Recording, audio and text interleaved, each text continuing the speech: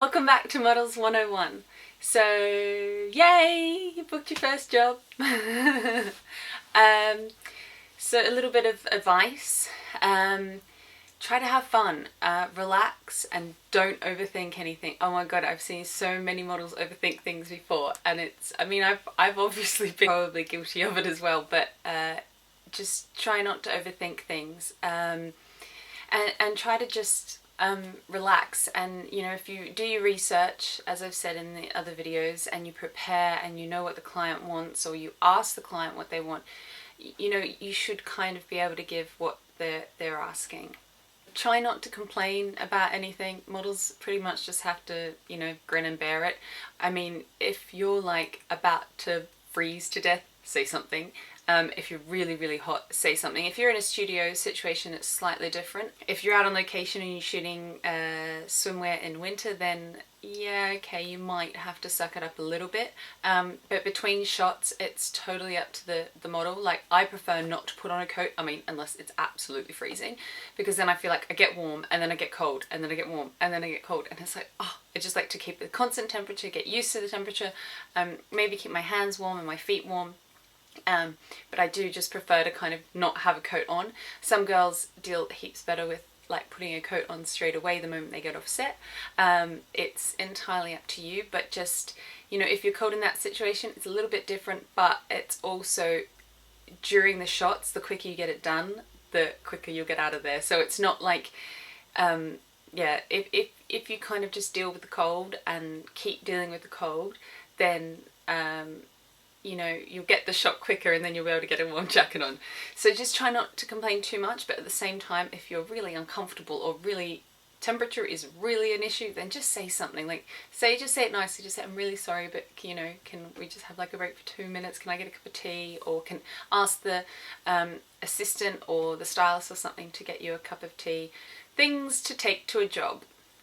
As before, a battery charger for your phone always is handy. A bottle of water, just in case they don't have any water, and you should really keep your fluids up, rehydrate yourself throughout the day, because you can get quite dehydrated, changing in and out of clothes all the time. You get hot, cold, hot, cold. It's quite, it's a hard, physically demanding job sometimes, even though I know it probably doesn't seem it, but sometimes if you've got 60 to 70 things to shoot in a day and you're like stripping on and off and on and off, you've just, it is quite physically demanding. Always take flesh coloured underwear. I usually wear a flesh coloured thong and a flesh coloured bra, and always have a strapless flesh coloured bra in my bag. Now this to me is like absolute Models 101, and the amount of models I see that go to jobs with black knickers, polka dot knickers. One of my friends knows who she is, and she just is really bad with always wearing the most random coloured knickers.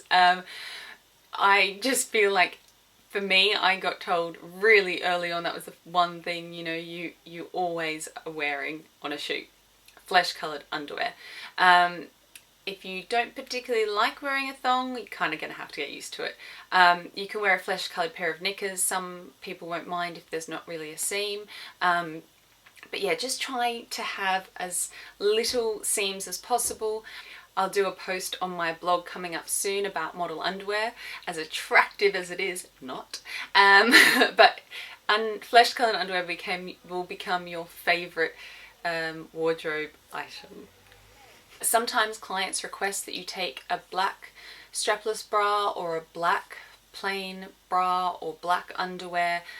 White sometimes as well, though not as often. Usually it's flesh coloured. So maybe get a set of black plain underwear as well, just to be on the safe side.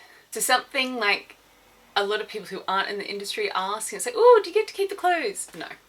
So you don't get to keep the clothes. Occasionally you might do a job as a new face model, like for contra, which means that you'll do a job and you'll get paid in clothes, or like a lot of the shows, they'll pay in a handbag or a pair of shoes or clothes. Yeah, this happens quite a lot for new face models, especially in New York. I found it happen a lot more in New York than anywhere else. A lot of the shows and stuff as well, that happens. But yeah, if you get paid in clothes, then you get to keep them, but the clothes you're wearing on set, I mean, I've possibly been given one. I've not been given that much at all. There can be a lot of waiting around. It's really important to be patient, because, you know, the photographer, if they're waiting on set for you, the stylist, the head stylist, the makeup artist, the client, the art director, anyone is waiting for the model, they get really annoyed. Like, it seems to be the person that gets annoyed at the most. So just don't ever wander off. If you're going to go to the toilet, just say, hey, I'm just popping off to the loo. Just, you know, is it okay if I just go and get a drink? You know, just be polite as much as you can, and be respectful. You know, this is other people's time as well, and, you know, the client as well, it's their time and their money. So don't go wander off. And I know that, you know, it can be really hard waiting around a lot, because you know, there's lots going on. The photographer's testing the lights, you know, you can be standing for ages waiting. So you just don't wander off, and just try and be like really patient if possible. When you get to a job, sometimes finding the place can be really difficult, hence why I always check the night before if it's somewhere new that I don't know, because you can be walking around and then you could be late, and then you get to the job and you tell someone that you're there, maybe. I was on a job once where the girl walked in and she'd asked someone outside where to go. She just walked in and sat down and started having breakfast with us.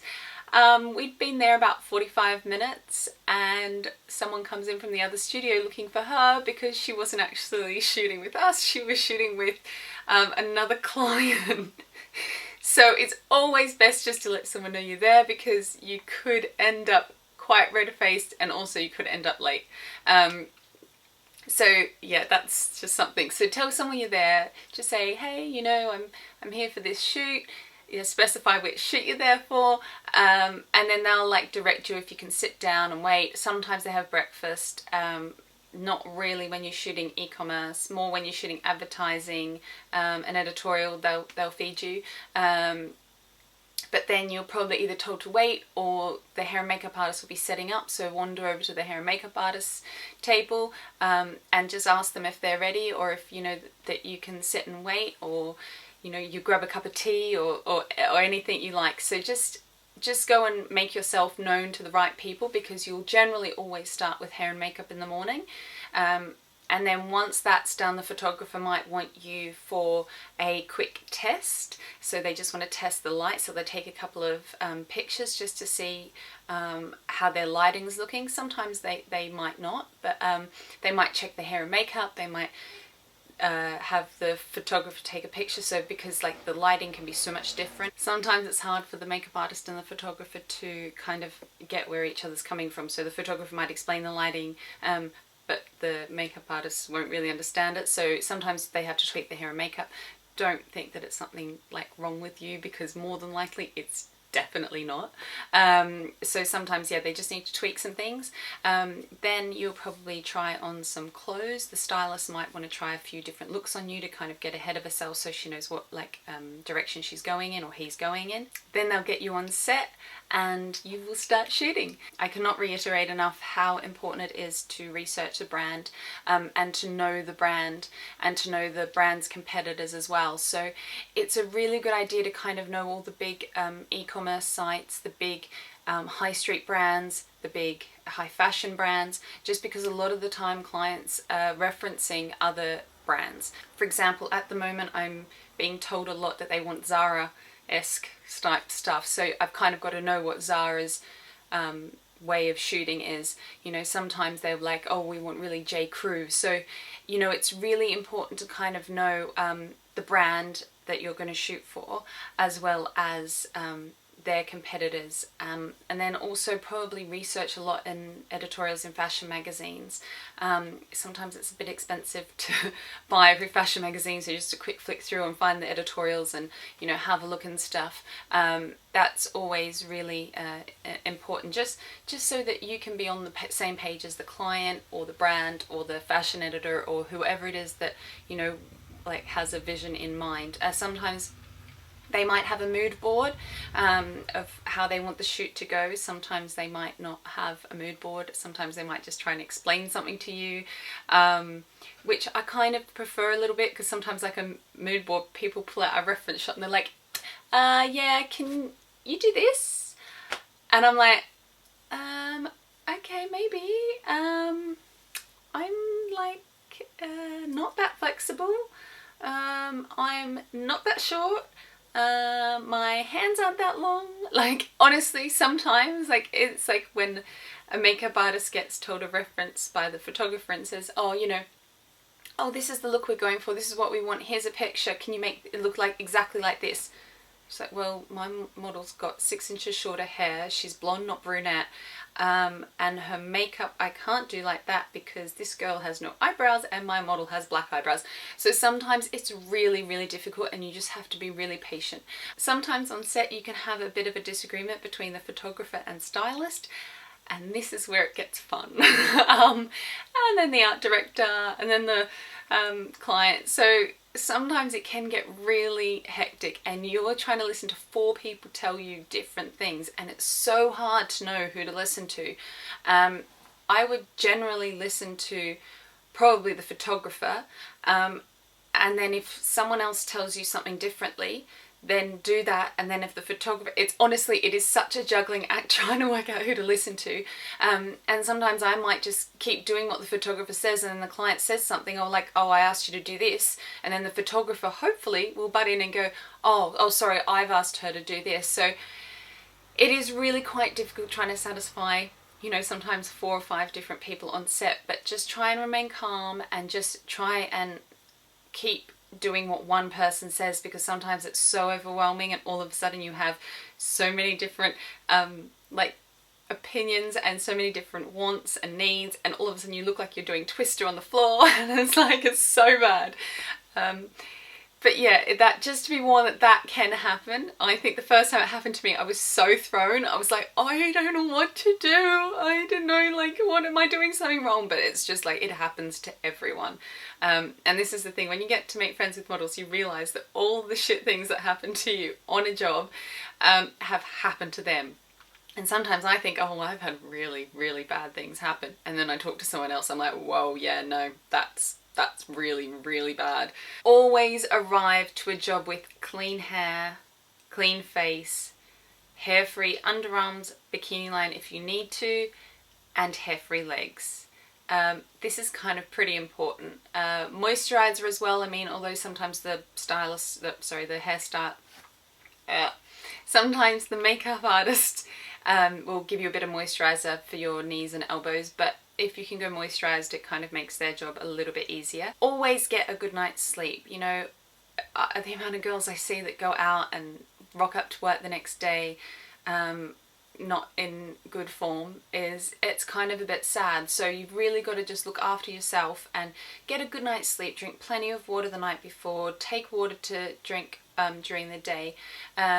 You know, have something light to eat for breakfast, even if you think you're gonna get fed. Sometimes I think I'm gonna get fed and I get there and I don't have time to eat the food that's like set out, which is really disappointing because the food on set is always amazing for breakfast. Okay, generally always amazing. Maybe take some nuts in your bag, a piece of fruit, just something to, you know, tide you over until you can actually get to eat, because often you can't get to eat, you know, until your lunch break. Sometimes you might have smaller breaks during the day, sometimes you might not. So it's kind of better to be prepared and to have something just like, you know, a couple of nuts to like nibble on really help, like when you're feeling a little bit fatigued. I hope that this has helped a little bit in the nerves of your first job, and I really hope that everything goes really, really well for those starting to work as a model. I hope you enjoy this video. Again, subscribe, thumbs up, and look forward to bringing you more videos.